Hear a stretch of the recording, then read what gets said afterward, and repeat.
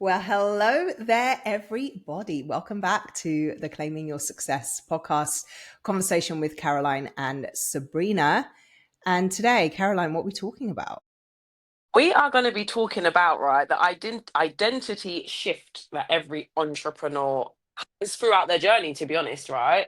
Because you know what comes to me straight away, Sabrina? Hmm. I start thinking about I always seem to have the nice metaphor with work. And I started thinking about when I was making notes for this was work. And it's the fact that I feel like the easiest way I can explain it, just to go straight in with it, is by saying you start off as a sales assistant. Next step up is supervisor, assistant manager, manager. You can't be a sales assistant as a manager, can you? It's so obvious when you say it like that, isn't it? It's like so obvious. You can't have the same mentality of a sales assistant when you're running the store. But Yeah, when we think about it from like an entrepreneurial standpoint or even any aspect of our lives, we don't think about shifting how you see yourself in like various stages to continue to move up. no, we actually don't. And I feel like it's because we don't realize what it takes and how much discipline and how much you actually go through the obstacles that comes with it. If anything, you don't realize. People think it's going to be a walk in the park. Yeah, I'm going to do that. I'm going to be a store manager. I can do that. I can open up. I can close. I can manage the team. Huh. Can you manage different personalities in the team? Can you manage, no, not just the serving the customers, but then also the angry customers, because the sales staff don't deal with that. That's going to be you dealing with that. And you don't realize how much of the energy it takes from you as well. I feel like I need to bring it back down again, because I'm already talking from like that level as well. So I need to try and think of how Caroline was a few years ago, and how I then grew into that journey myself as well. Because there was probably times where I was like, yeah, I can do this, I can do this, and I got humbled real quick. Mm, Do this yet? I can't do this yet. mm. And I even think about different areas of your life because I was just saying the Caroline that I met back in 2020 isn't the Caroline that exists today, like not even close. But then you were already in a manager position when I met you in 2020. So it's like you had started to elevate in your professional career. But then when it came to entrepreneurship, you were starting at that sales assistant level again. So it's like being able to recognize that this happens like all areas of life where Yeah. you're trying to level up, right?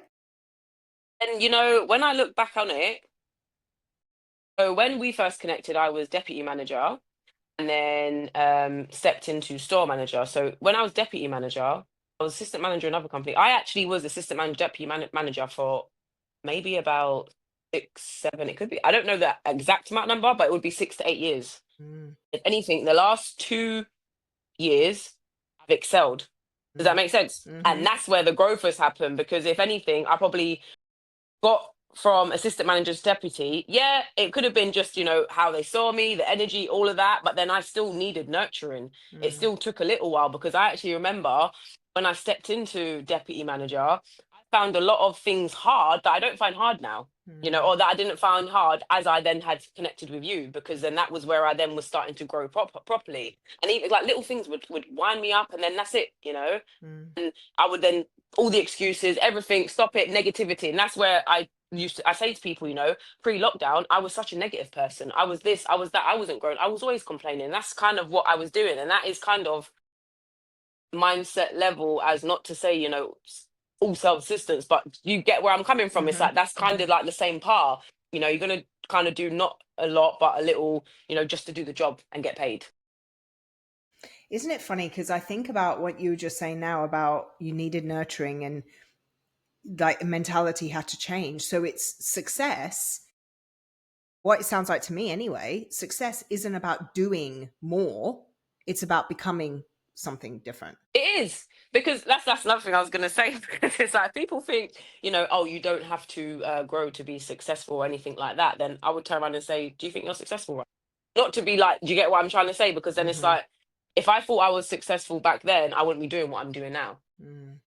So it's not that we're just being comfortable, not even comfortable. We're just being uncomfortable. Coasting. I'm happy, yeah, just happy with being uncomfortable, to be Mm, honest, and mm, being comfortable with life, and it's just mm, basic.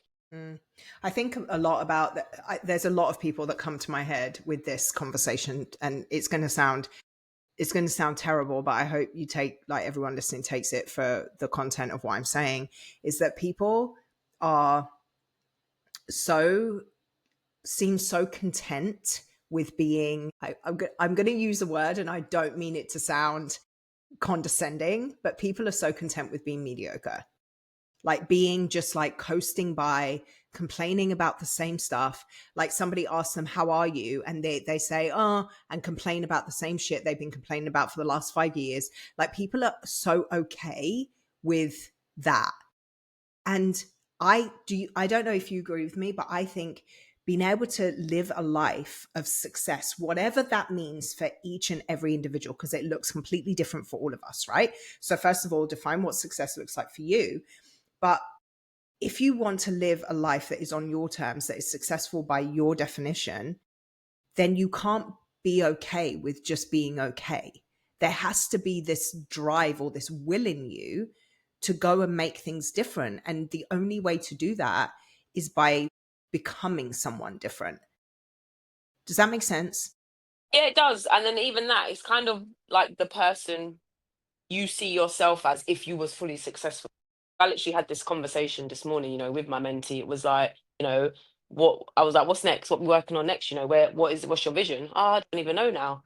Okay, so where do you see yourself? What do you mean? If you was successful, your idea of success, what does your day look like?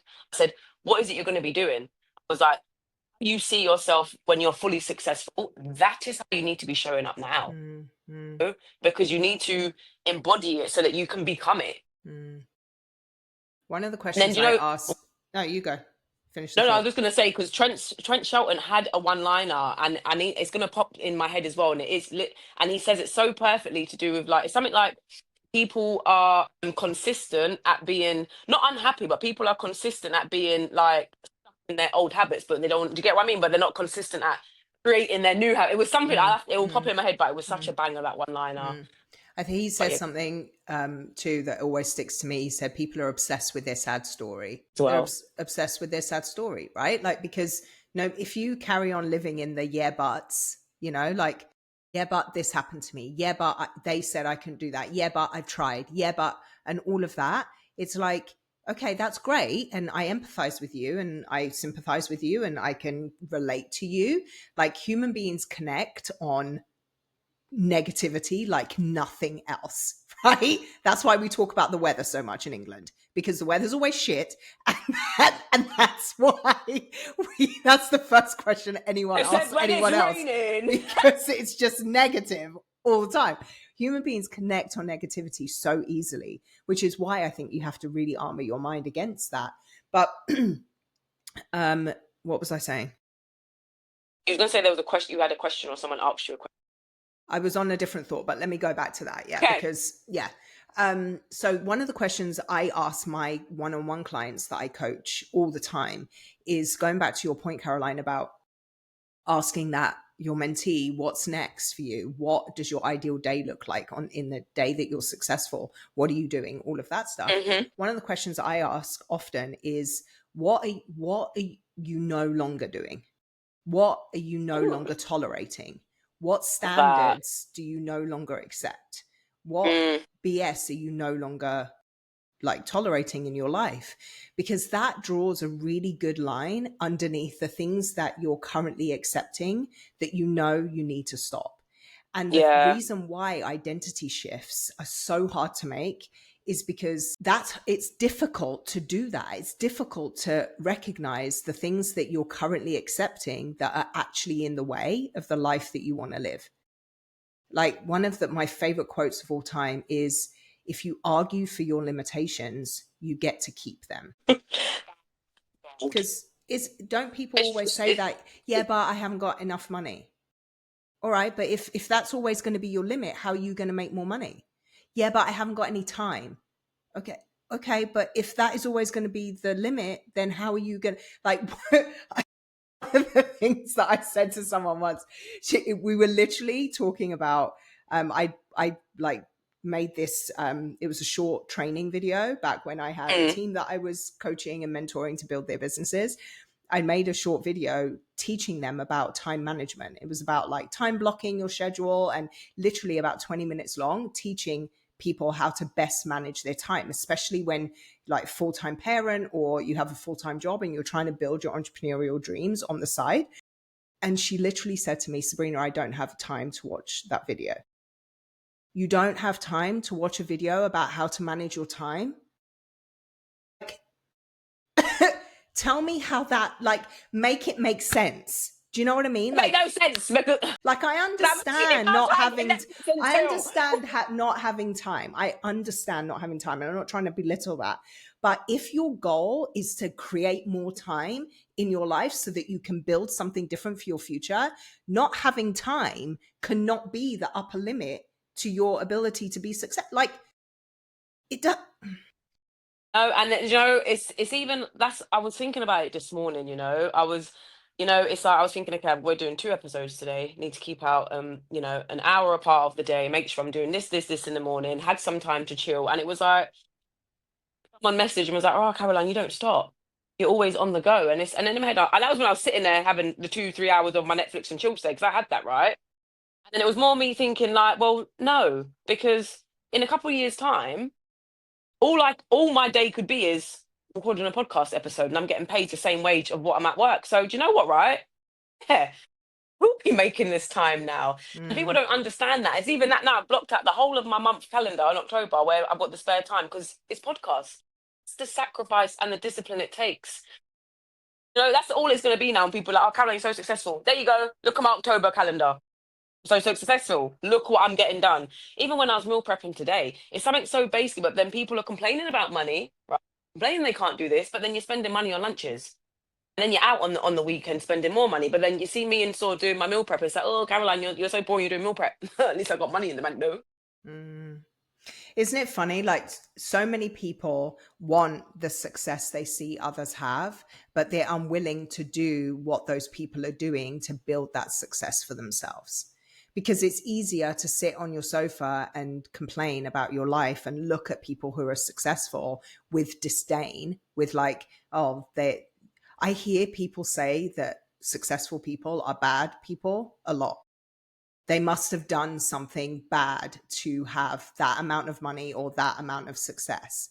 But if you say that and you truly believe that, one, you're cutting yourself off from the capability of being successful, because I don't think any of us identify as bad. None of us would want to be a bad person. So if you believe that all successful people are bad, then you're not going to do what is necessary to be successful because you don't want to identify as a bad person. But then you're also calling in that you're never going to have success in your life because you don't attract what you don't believe yourself to be. And it's just such a, my question, I guess, for you, Caroline, is how do you know when you've outgrown a self-image that you have? So if you're sitting there, if somebody is listening right now and they're sitting there and they're like, yeah, currently I sit around and I complain that I don't have this, I don't have that, and I don't have the other. But if I'm being honest with myself, I'm not prioritizing my time or my energy or my money or my attention so that I can go and build that. And it's like, I'm kind of sick of it, right? That they can feel that there's something. How do you know when you've outgrown? It's that. It's I feel like the little things will start to grind you more and get you more fed up. Like I don't even mean to keep referencing work, but this is probably the best place I can at the minute. You know, I found when I knew I was ready for the next step is when I started finding certain conversations tedious. The people you're around, you know, you start thinking, oh my gosh, like this isn't the conversation I can't have these conversations with these people. Oh, it's because you know, actually, I'm ready for the next. And then it's gonna be things like that I find, and you just get frustrated with your own BS and probably pissed off to the point where you're actually then gonna do something. I couldn't You agree have a with you more. I think it's exactly that. I think exactly that. I said to one of my clients a while ago, and she references it back to me all the time. I said to her, you will never be successful until you get tired of your own bullshit.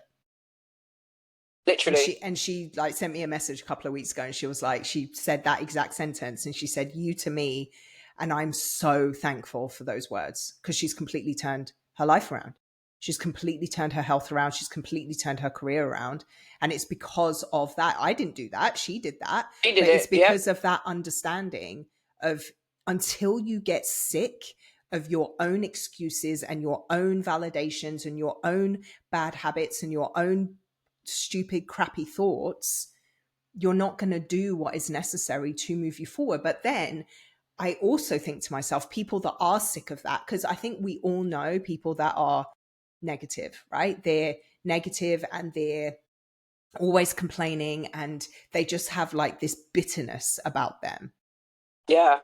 I think people are like that because their dream is still inside of them, but they've convinced themselves that they can't ever make it happen. And so they sit in that, in the kind of like, it's like a rotting possibility and it kind of festers.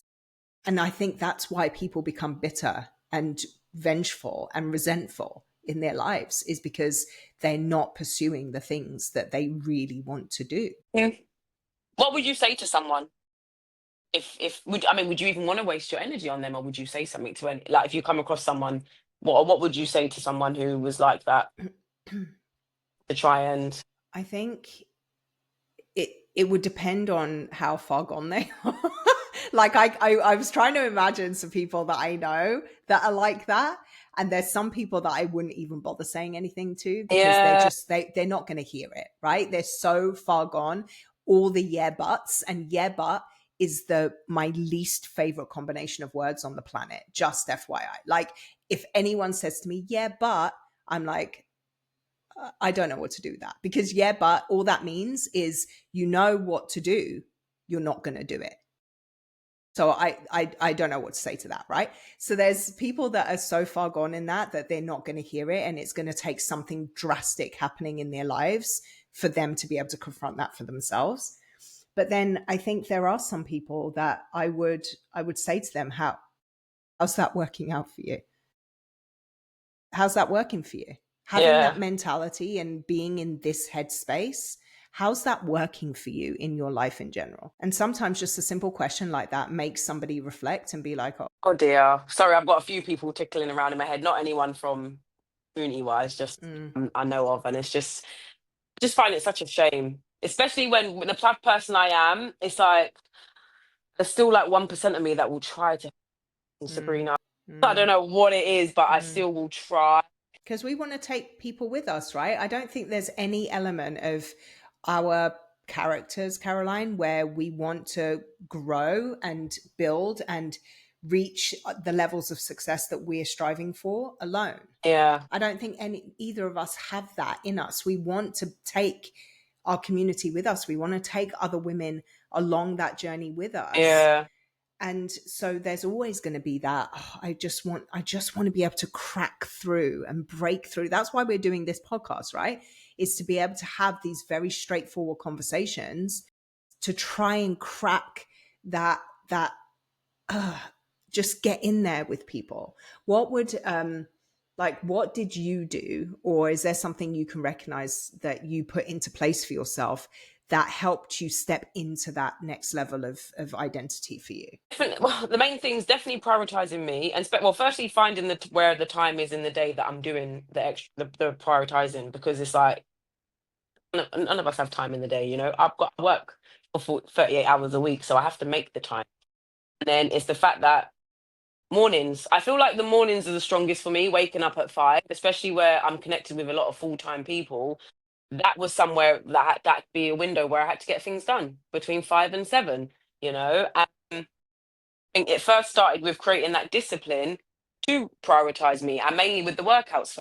And then it just had the ripple effect. Once you've knuckled, once you've literally knuckled down and homed in with one thing, you're then going to move on to the next automatically, then the next, and you're slowly going to want to start to improve all areas of your life. Mm. Been dentist about 4 times this year. I didn't go dentist for like 10 years pre this, like literally. So do you know what I mean? Like it all just then Mm. starts to ripple off. So for me, that would be that. Where it all started just with the workouts, because that Mm. was something that I found hard. It's that whatever you find the hardest, you need to act on that first. Get it to a point where it literally is just like brushing your teeth, and Mm. then you're gonna be like, okay, I've done that. Now I can do the next thing. Yeah, You I know? agree. I think your resistance shows you the way, right? Whatever it is, wherever it is that there's the most amount of resistance, for you, like the thing that you don't want, the thing that's hardest, thing that you don't want to do, that's Yeah. showing you what you need to do. It's It's hard though, easy to, man. that Trent is coming into my head, like it's easy to do the things we don't like. Is that what it is? It's something, it's gonna come to me. It's easy to do the things that we don't like to do. Oh, I don't, it's something like that. But it's true though. We create a habit in doing things that don't make us happy. Mm, mm, Why? Because it's mm, easy. mm. It's so true. Like we literally are the thing that's in the way. We are the thing that's in the way. So if that's the case, how do you get out of your own way? Slip right in. I'm just look yourself in the mirror and be like, hey, come. Our ethnic family backgrounds are showing, getting the slipper thrown at you. We're going to do that to our own reflection. Like, that's where you kind of, you have to just, it's kind of like you have to run on autopilot and be disciplined, I feel, and you kind of just not have to think and just do, just do, just do. Goes back to just do it. Mm, It feels like it was ages ago for me, so it's like, I'm not trying to say it's just fluent, but anything I'm finding hard right now, it's like I can't think, I have to just do, because I know in time I'm gonna start to get do you get what I mean, mm, feel it mm, then. mm, Another one liner that came to me was yeah, this one I've been literally playing on repeat. Excellence isn't a feeling. Excellence isn't a feeling. Action creates excellence, and then excellence comes after. But you get what? Oh, I think I've literally lost how it was said. Right. What they're trying to say is, you don't feel excellent while you're doing it. You feel excellent once you've done it. So you just need to do it.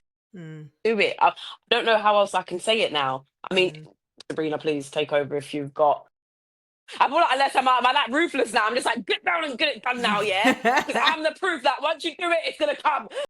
That's it though, isn't it? That's it. Like I don't like I think we're so connected to our communities that we have the ability to say we're examples of what is possible when you Yeah, give yourself that chance, when you give yourself that opportunity. Because looking at somebody like, pick whoever it is that you find inspirational, Trent Shelton, whoever it is that you find inspirational, you listening, whoever it is that is at the top of your list of, wow, that person made it and I look up to yeah, them. It's easy for you to look at them and say, oh, I could never do that, because they're yeah. so far ahead of you, right? And you're not personally connected, so you're not seeing the good and the bad and the ugly of their process. Whereas Caroline and I, we're so deeply connected to our communities that I think we share so openly what this journey looks like, that anyone listening to us can't say, well, it's easy for you. And so you can't have that excuse, because if it's possible for me and you, it's possible for anybody that we're connected to. Right. And then just going back to the 5 a.m. wake ups work, right? Because I know there's a lot of people who are watching this that work full time and might need to prioritize stuff in the morning. I'm now thinking back, and the struggle, I'm literally, it's coming to me now, Sabrina. Remember, probably maybe when it was 2021, when still in lockdown, me and V, we used to do Mm, the morning dance mm, parties, right? mm, That was at mm, 5 a.m. That was where it was hard, because we would message each other, oh my gosh, are you up yet? No, I'm not up yet. I'm getting up. It was tough. The whole point of the morning dance party with the pre-workout was to get us up and get us going mm, into doing our workout at so mm, early in the morning. So actually it was the accountability partner. It was the fact that we was having to move ourselves to get to mm, do it. And it was tough. So, and that's the thing as well. People won't see that. The amount of times I'm like, scroll down, you're gonna see on the page that, but people won't do that, mm, and it has, and that was probably like two years of me trying to wake up at 5 a.m. to now, fast forward to now, I'm waking up between 4 and 5. Like, I didn't ask for that, but it happening. mm, But mm. then, do you know what I mean? It's taken that long, so it is still going to take people a little bit of time. Yeah, As I'm thinking back now, yeah. it's just creating that routine. Yeah. Identity shifting isn't something that happens overnight. It's something that you have to Mm. like grain into you, because Yeah. you've known yourself to be a certain type of person or a certain person for your whole life, right? So then deciding that actually I'm going to be something different, like that doesn't just happen because you decide it, because there's habits that needs to change, there's standards that need to change, there's boundaries that need to change, maybe your inner Cool. circle needs to change. Yeah. Yeah, right, like things need to Please. change, right? In order for you to be able to step into this next level identity. And that next level identity is going to create and bring the things you want into your life. But it's not something that just happens just because you decide it. It's a decision No. that then you have to back with action, that then you have to decide again multiple times a day. Multiple times a day, you have to redecide to be this version of yourself. And this version of yourself doesn't do that. She does do that. She doesn't do that. You're going to have, it's a conscious thing. And I think the reason why not many people stick with it long enough to see the change is because people don't expect it to be that hard. Expect it to be that hard. They don't expect it to take that long. They think it, like, that's probably the main two. They don't expect it to be that hard, and they don't expect it to take that long. I mean, the conversation I had on Saturday with my run club with one of them attendees, it was they were saying, oh, I was asking how someone was, and they were like, yeah, they're doing good, but they're getting a bit down in the dumps. Why is that? They want to be a fitness influencer. Okay, I've got them on TikTok. I don't see no influencing happening. Sorry to say, but I'm like, okay, but it's only been a few months as well. I was like, what's she expecting? Oh, she was expecting to blown by now. I said, what? And I'm like, are you serious? You thought just posting a couple of gym workouts and like for a couple of times a week was going to be like in a few months, boom, you're a fitness influencer. Takes a lot more than that. Got to start providing value first before anyone's going to listen to you and just want to watch your workout. You might go viral because the song was viral, but that's about it. Trending, sorry, but that's it. It's so amazing that people think it's just like, yeah, I post a couple of times and boom, it's going to happen for me. We wish. It's what they say, isn't it? An overnight success is 10 years in the making, right? Like, we see someone just blast onto the scene. Oh, an overnight success. Where did they come from? Oh, they've been 10 years honing their craft. They've been 10 years in the background getting good at what they do so that they have the ability to have that opportunity that just blew them up out of nowhere. Nobody is an overnight success. And I think our expectation as a society is that things are easier and faster than they are. And we're getting this expectation in our nervous system almost that if it doesn't happen like that, we can't do it. It just means it's not for me. It's not possible for me. No. That's the first identity shift that has to happen, is to stop believing that things are not possible for you. Yeah, literally. Even in you. If it's available to out there, i.e. somebody else has done it, it is possible. Right? It's possible. The only reason why... No, you go. I was going to say the only reason why people aren't successful is they give up when it got hard. Literally is it. They gave up when it got hard. And 100%. Someone else took that because they didn't give up. 100%. And they probably believed in themselves. And that as well, that's another thing that's stuck in my mind. It's like, if you ain't going to do it, the person who you probably know that's doing it, they're going to get all of that you want. Why do they deserve it more than you? Just because you didn't believe in yourself enough to show up. And isn't that sad? Very. You're not going to live the life that you can't stop thinking about because you don't believe in yourself enough to stick it out when it gets hard. Like I often think that when you're in the process of growth like this, you're trying to carve out this successful career, or you're trying to make this thing pop off, or you're trying to do whatever. If you don't keep going when it gets hard, you don't get to become the person that can build it. Because success doesn't happen in the successes. Like, you don't become successful when things are easy and you're getting the accolades, you're getting the achievements. You become successful by becoming the person that weathers the storm, that is able to move through the obstacle, that's able to figure out what the next path is when it doesn't go the way they thought it would. That's when you become a successful person that can build the life that they want.